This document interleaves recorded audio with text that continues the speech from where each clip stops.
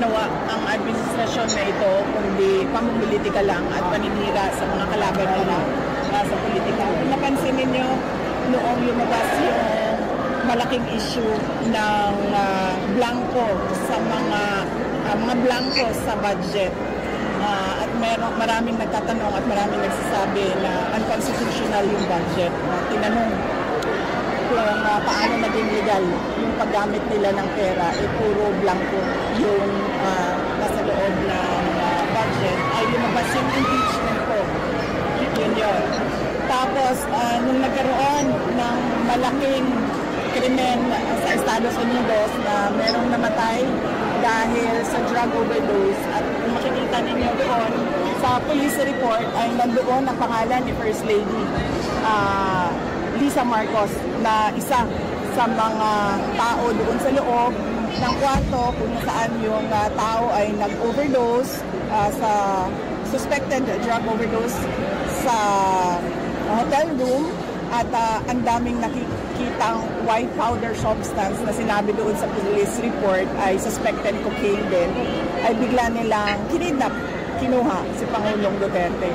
Yung lumabas naman yung kanilang May 1 na 20 pesos ang kilo ng bigas, at syempre dahil hindi naman totoo yung pangako na yon, pambobola lang naman yon sa mga tao, hindi nila kayang i-sustain, ay tinigil kaagad ng May 2, lumabas naman yung complaint ko kay Congressman Pulong Duterte. So nakikita nyo na basta merong nangyari na kanagawan ng administrasyon, ang ginagawa nila ay sinisita nila ang kanilang kalaban sa politika para matabunan yung totoong issue ng bayan.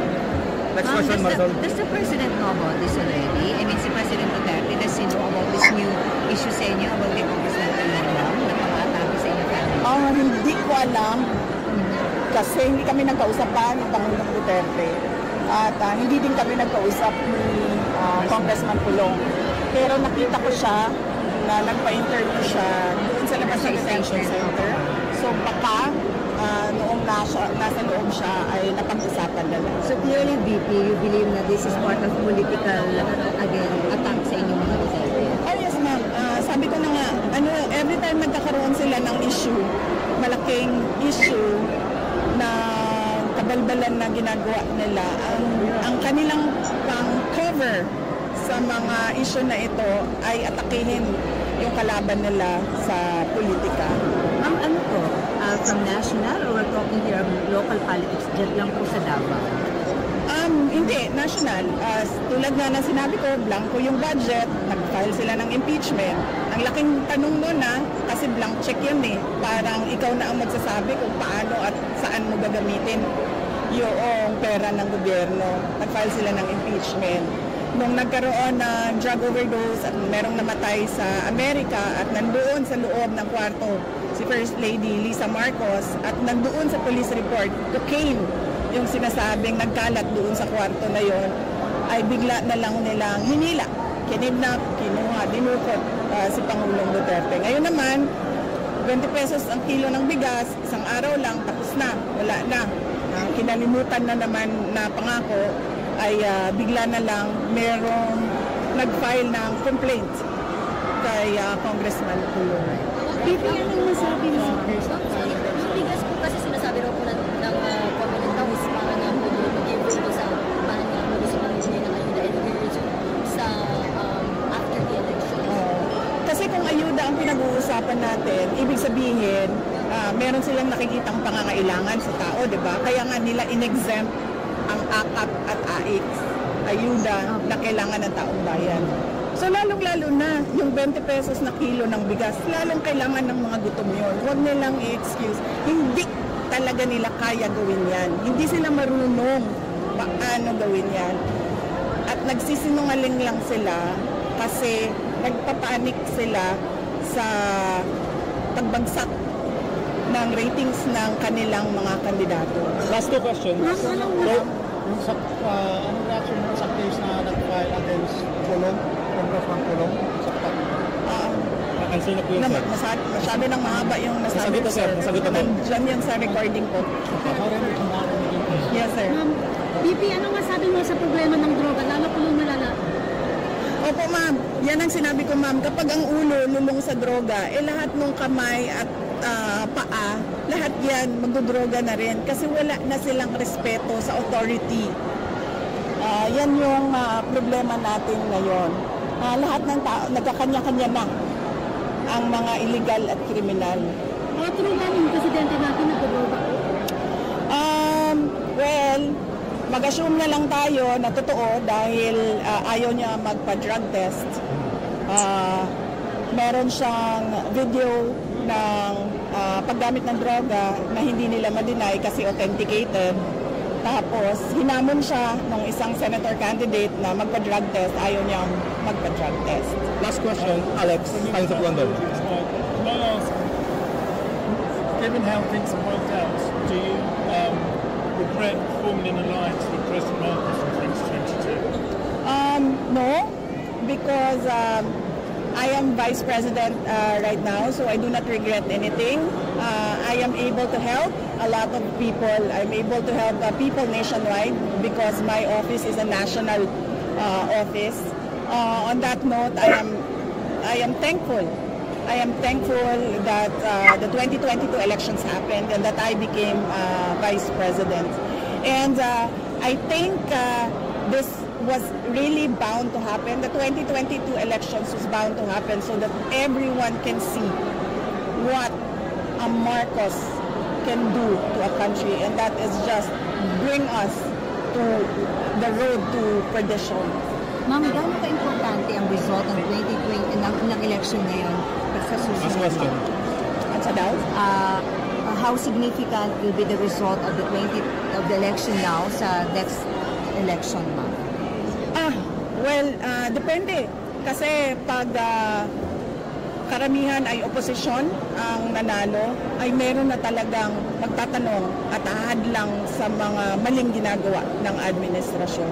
Kaya napakahalaga ng eleksyon na ito para sa bayan. Dahil kapag dumami ang oposisyon, ay makukwestiyon na sila all the way at hindi na nila kayang takutin lang o bayaran lang yung mga tao sa loob ng gobyerno. Ma'am, ilang days na lang before election, what do you intend to do, ma'am, para sabihin po ni Presidente yung kanyang Duterte? Araw na lang, ma'am. Opo.